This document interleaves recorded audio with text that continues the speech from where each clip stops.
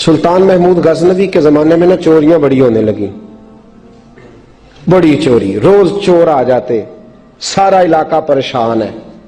چور تھے 4، جس گھر میں بھی آتے پیروں کے نشان ملتے 4 لوگوں کے، 4 چور ہیں پکڑے، بڑی دوڑ لگی، پولیس فوج، چور نہیں پکڑے جاتے۔ سلطان محمود غزنوی کہنے لگے تم سے نہیں پکڑے جائیں گے، میں ہی پکڑوں گا۔ کیا کروں گا؟ بولیے گا ذرا، میں پکڑ کے لاتا ہوں۔ کہا جناب کیسے؟ فرمانے لگے دیکھ لو پکڑتا ہوں۔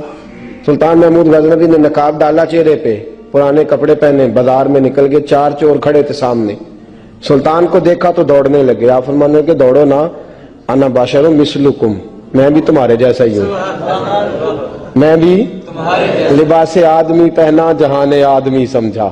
وہ مزمل بن کے آئے تھے، تجلا بن کے نکلیں گے۔ لباس آدمی پہنا جہان آدمی سمجھا، مزمل بن کے آئے تھے، تجلا نہ حلیمہ بھید کھلا ہے یہ، نہ مقام چونو چرا ہے یہ، تو خدا سے پوچھ وہ کون تھے تیری عظمتیں جو بڑھا گئے۔ سلطان کہنے لگے انا باشر مثلکم، نہ ڈرو میں تمہاری طرح کا ہی ہوں۔ ان بیوقوفوں نے سمجھا شاید چور ہے، کہا نا میں تمہاری طرح کا ہوں۔ انہوں نے کیا سمجھا؟ شاید لباس آدمی پہنا جہان آدمی، شاید چور ہے۔ انہوں نے کہا چلو جی طاق اداد ہو گئے، پہلے 4 تھے اب بیٹھ گئے، بات چیت ہونے لگی۔ سلطان کہنے لگے یار چور ہو تم بھی، چوریاں کرتے ہو، تو کتنی چوریاں آج تک کر لی ہیں؟ کہنے لگے بڑی کی ہیں یار، لیکن کوئی نہیں، تھوڑے سے پیسے ہوتے ہیں 2-4 دن میں ختم ہو جاتے ہیں۔ سلطان کہنے لگا چلو یہ تو بتاؤ کہ کوالٹی بھی ہے تمہارے اندر؟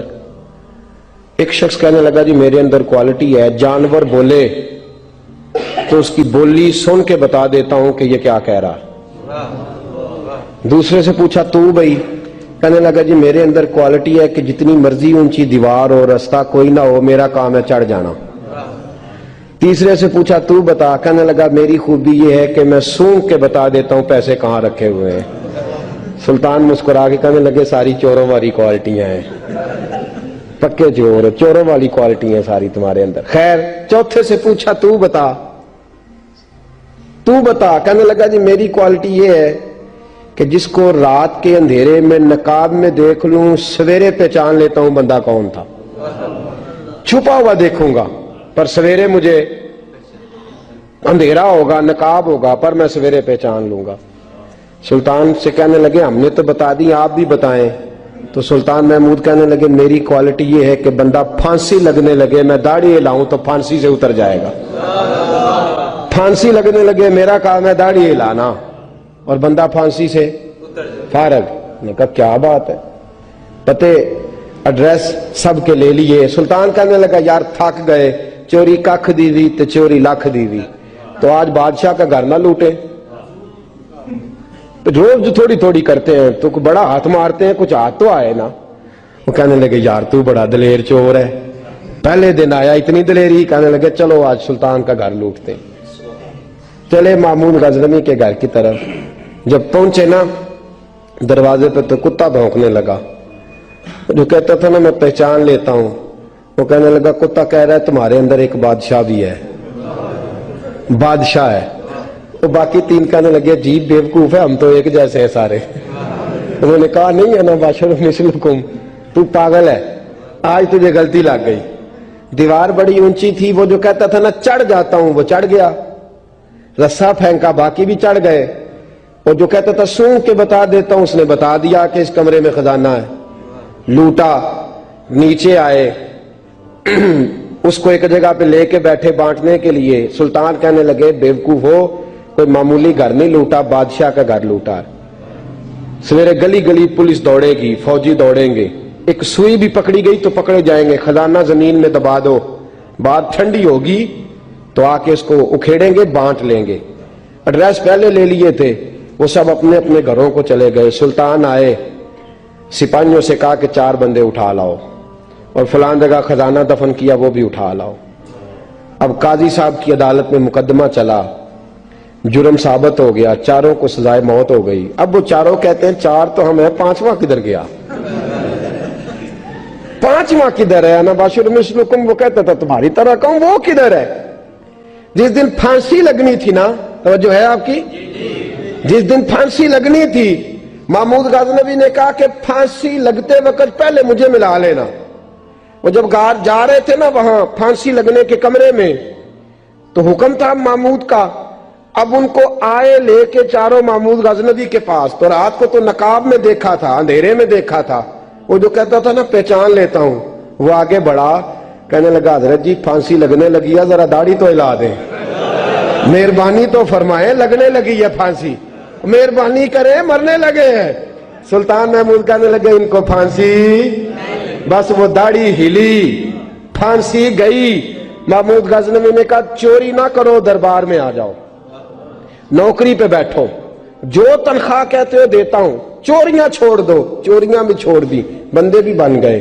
محمود غزنوی نے بازو تھاما اور اپنے پیر حضرت ابو الحسن خرقانی کے پاس لے گئے, بیعت بھی کرایا, اللہ اللہ بھی سکھائی, ولی بھی بن گئے. مولانا ابو نور صاحب علیہ رحمہ فرماتے ہیں بس یہی بات ہے, ولی اندر ہی پھرتے رہتے ہیں, اندر ہی گھومتے رہتے ہیں, لوگ سمجھتے ہیں ہمارے جیسے ہی ہیں. بس تعلق ٹھیک رکھنا, قیامت میں پھانسی لگنے لگے گی, ان کی داڑھی ہلے گی, اللہ نجات عطا فرما دے گا. حضرت بریلوی رحمت اللہ تعالی علیہ ہمیں سبق دیتے ہیں, فرماتے ہیں دشمن احمد پہ شدت کیجئے, دشمن احمد پہ اشداء علی الکفار, دشمن احمد پہ ہلکی پھلکی ان کے ساتھ نفرت نہیں. یہ قرآن مجید کا سبق ہے. دشمن احمد پہ شدت کیجئے, ملحدوں سے کیا مروت کیجئے. جو بے دین ہو جائے وہ مروت کے قابل. ہمارا عجیب معاملہ ہے, وہ ہمارے بچے کاٹتے ہیں, ہم کہتے ہیں نہیں بات بیٹھ کے کرنی چاہیے. وہ ہمارے ٹکڑے کر رہا ہے, خون پی رہا ہے, ہم کہتے ہیں نہیں ٹیبل ٹاک کرنی چاہیے, ہم نے بات کی ہے, سفیر کو بلایا تھا. یہ کس قسم کی گفتگو ہے بھائی؟ وہ تیرا خون پی رہا ہے, تو جواب میں کہہ رہا ہے نہیں نہیں وہ ہم نے بات کی ہے اقوام متحدہ میں, کل پرسوں بیٹھیں گے, آپس میں گفتگو کریں گے, صحیح ہو جائے گا مسئلہ. اشداء علی الکفار, اہل ایمان مومن کی پہلی صفت اللہ نے یہ بیان فرمائی کہ وہ کافروں پر وہ سخت ہے. پہلی صفت یہ, من احب للہ و ابغض للہ و منع للہ و اعطى للہ فقد استکمل الایمان او کما قال صلی اللہ علیہ وسلم. حضور نے فرمایا اگر اللہ کی رضا کے لیے محبت کرنا ایمان کا حصہ ہے تو بغض رکھنا بھی ایمان کا حصہ ہے. اللہ کی رضا کے لیے بغض رکھنا بھی, یہ جو جذبہ ہے نا کفر کے خلاف جذبہ, یہ ایمان کی بنیاد ہے. لوگ کہتے ہیں اسلام محبت سکھاتا ہے, اسلام, بھئی کون کہتا ہے اسلام نفرت سے؟ اسلام سکھاتا ہی محبت ہے, اسلام سکھاتا ہی. لیکن میرے بھائی یہ تو بتلاؤ نا صاحب کہ وہ جو جڑی بوٹی فصل کے ساتھ اگاتی ہے اس کا رنگ ہرا نہیں ہوتا, وہ چہچہاتی لہلہاتی نہیں, کاٹتے کیوں ہو پکڑ کے اسے, دوائی ڈال کے مارتے کیوں ہو؟ اس لیے کہ باقی فصل کو تباہ نہ کرے, باقی فصل کو نقصان. کافر پر جب تو سختی کرتا ہے تو اس کا مطلب یہ ہوتا ہے کہ وہ پھر دوبارہ ظلم نہیں کرتا, وہ زیادتی. ہماری کافر کے حق میں نرمی ہے. سعودی گورنمنٹ کا مراسلہ آیا, انہوں نے کہا جناب ہمیں شکوہ ہے پاکستانی حاجیوں سے کہ حجنے جب جاتی ہیں تو یہ برقع نہیں پہنتی, نقاب نہیں اوڑھتی. یہ باقاعدہ مراسلہ ان کی وزارت حج نے پاکستانی, مجھے چونکہ موقع ملتا رہتا ہے حج ٹریننگ پہ جانے کا تو ہمیں وہ پڑھاتے ہیں, کہتے ہیں جی یہ آپ دیکھ لیں. باقاعدہ مراسلہ آیا, بڑی کھل کے بات کر رہا ہوں ذمہ داری سے. یہ جناب پاکستان کی جو بیبیاں یہاں حج کرنے آتی ہیں وہ بازاروں میں بغیر نقاب کے پھرتی ہیں, وہ کھجوریں خریدنے چاہتی ہیں تو بغیر نقاب کے, خوشبو لینے جاتی ہیں تو بغیر نقاب کے, لہذا انہیں پردہ کراؤ. اگر کوئی بی بی بغیر پردے کے آئی, چلے ایام حج میں تو احرام کی حالت میں تو ہم قبول کر لیں گے, لیکن اگر اس کے علاوہ آئی تو ہو سکتا ہے ڈیبورٹ کر دی جائے. باقاعدہ مراسلہ. عام غریب ملک کی, پاکستان کی, انڈونیشیا کی, سوڈان کی بی بی بغیر پردے کے نہیں جا سکتی, پر ٹرمپ کی بی بی بغیر پردے کے سعودی عرب جا سکتی ہے. ہم تو چپ کر گئے ہو نا, ویڈیو میری پہ بندی ہے, تہاڈی نہیں, فکر نہ کریں, میں سچی بات کر رہا ہوں. سچی بات اور کھری کر رہا ہوں ذمہ داری سے. او بھائی اس کی بیوی پر کوئی پابندی نہیں, کوئی پابندی نہیں. وہاں تم نے تلواریں پکڑ کے رقص کر لیا, وہاں سب جائز تھا. اب تمہیں وہ کدھر گیا متوا جو بھاگ کے آتا ہے کہ گنبد کی طرف منہ نہ کرو؟ وہ کدھر گئے لوگ جو کہتے ہیں جناب دیکھو جی وہ مقدس پاک لوگ ہیں, خبردار ان کی بات نہ کرنا؟ کلیجہ روتا ہے, دل خون کے آنسو روتا ہے. اتنا بڑا حج کا اجتماع ہوا ہے, تمہیں کوئی توفیق نہیں تھی تو وہاں کہنا تھا اس کو حج پڑھانے والے کو, خطبہ دینے والے کو کہ برما کے لیے دعائی کر دے. کہنا تھا اسے فلسطین کے لیے. بھائی میں جو رونا رو رہا ہوں ذمہ داری سے رو رہا ہوں. خدا را سمجھو, جب تم نے تمہاری اپنی بات آتی ہے تو 34 ملکوں کا اتحاد اکٹھا ہو جاتا ہے, اور جب امت کی بات آئے پھر کوئی پرواہ نہیں. میرے رسول پاک صلی اللہ علیہ وسلم نے جو دین دیا اس کی پہلی شرط یہ ہے اشداء علل, بولیے اشداء علل, کافر پر سختی کرنا پہلا حصہ ایمان کا. رحماء بینہم تو دوسرا نمبر ہے, یہ دوسرا ہے. تمہاری سختی صرف اس کے خلاف ہے جو تمہارے مفادات کو ٹھیس پہنچائے, جو تمہاری سنے نا. حضرت سیدنا فاروق اعظم رضی اللہ, میں تفصیل سے بات کروں گا اگلے جمعے جناب فاروق اعظم کے احوال پر. حضرت عمر فاروق رضی اللہ تعالیٰ عنہ بدر کے میدان میں جب نکلے نا بدر میں, تو حضرت عمر سے حضور نے تجویز مانگی, فرمایا صف بندی کیسے کریں, کس طرح لڑنا ہے؟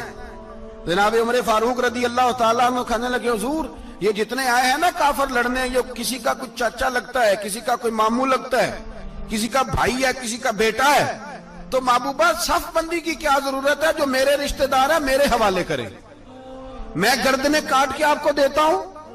جو ابو بکر کے رشتہ دار ہے وہ ابو بکر کے حوالے کریں, وہ گردن کاٹ کے دے. جو علی کا کچھ لگتا ہے وہ علی کے حوالے کریں. ہم دنیا کو بتائیں گے کہ اشداء علل کفار, اشداء علل, اس کے لیے ہمارے پاس سختی ہے, کوئی نرمی. وہ ہمارا سگا بھی ہو تو اس کے حق میں کوئی نرمی. حضرت عمر نے اپنے سگے ماموں کی گردن کاٹی بدر کے دن, سگے ماموں کی. حضرت ابو عبیدہ بن جراح, سنو, اسلام امن کا درس دیتا ہے, محبت کا درس دیتا ہے. بھائی اسلام ہی تو امن کا درس دیتا ہے, پر جڑی بوٹی کاٹنا بد امنی نہیں ہوتا. ظالم کا ہاتھ پکڑنا بد امنی, اور امن والے اور ہوتے ہیں بزدل, ان دونوں میں فرق ہوتا ہے.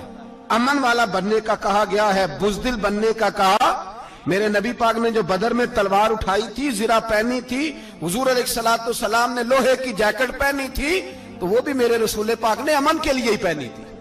میرے نبی پاک صلی اللہ علیہ وسلم نے احد کے دن جو ہتھیار اٹھائے تھے تو وہ بھی امن کے لیے اٹھائے تھے, وہ بھی امن کے لیے حضور نے ہتھیار اٹھایا تھا. ہتھیار اٹھانا بد امنی کی علامت نہیں ہوتا میرے بھائی, یاد رکھ.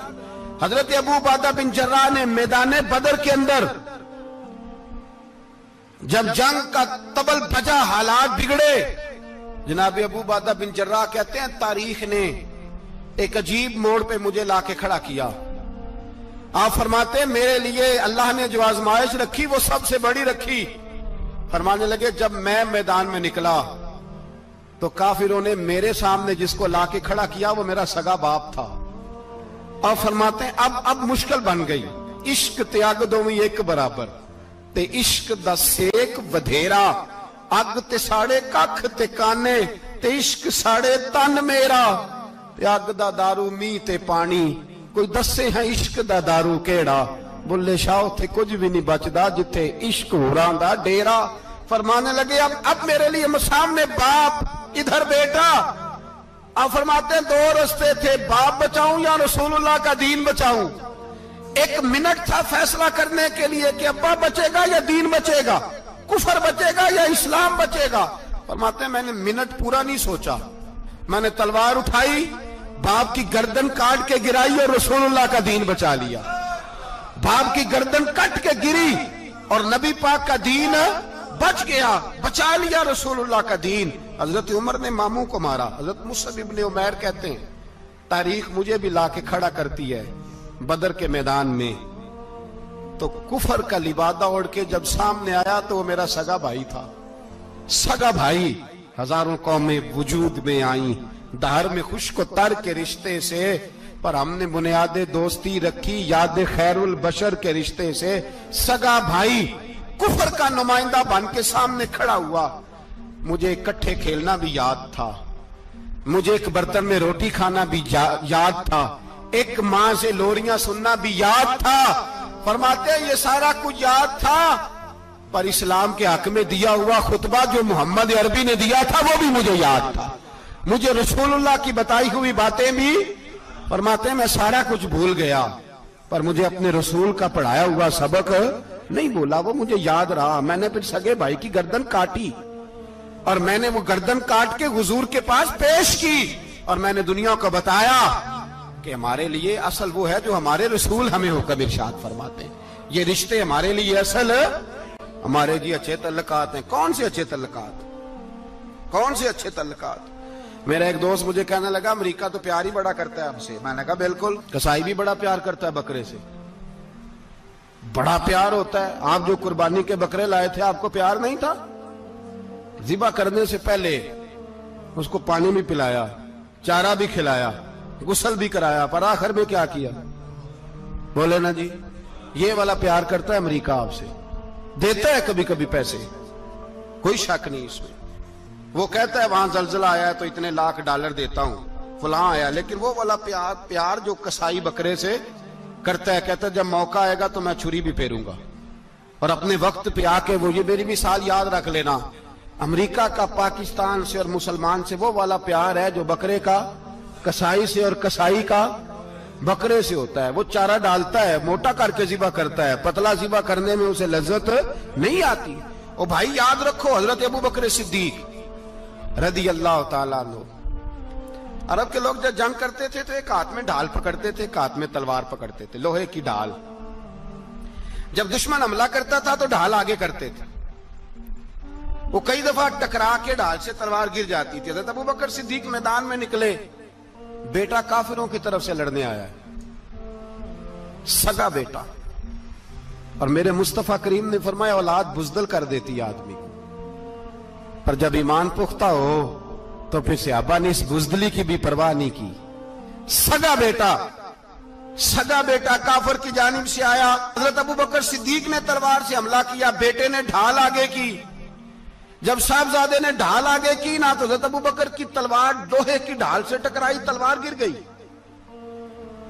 अब हज़रत अबू बकर ने हत्ते हो गए, साहबजादे ने उठाई तलवार, कहता जब मैं मारने लगा तो ख्याल आया घर तो मेरा उजड़ेगा ना, बाप तो मेरा ही है ना। साहबजादे कहते हैं मैं अबू बकर सिद्दीक को छोड़ के चला गया, बाद में मुसलमान हो गए, कलमा पढ़ लिया। एक दिन घर में बैठे थे तो बात शुरू हो गई। साहबजादे कहने लगे अब्बा जी वो याद है ना जब मेरी ढाल से आपकी तलवार टकराई थी और तलवार गिर गई थी तो मैंने आपको बाप समझ के छोड़ दिया, मेरा ही घर उजड़ना था बाप समझ के। जनाब सिद्दीक अकबर रदी अल्लाह ताला अन्हु साहिब इब्ने शाम ने लिखा है कि अपनी सुरीन पर 2 दफा हाथ मारा, 2 दफा। कहने लगे बेटे तू उस वक्त काफर था, तूने मुझे छोड़ दिया, मैं जब वापस पलटा था ना उसी दिन उसी लम्हे तो मेरे दिल में ख्याल था कि बेटे ने तो छोड़ दिया है, लेकिन अगर बेटा यूं मेरी तलवार के नीचे आता मैं बेटा समझ के। सुता उठ के कोई नहीं खुश होंदा,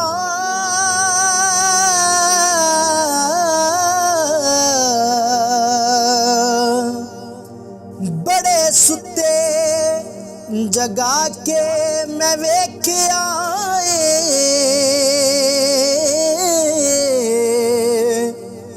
कुत्ते जिया नहीं कोई वफादार डिठा,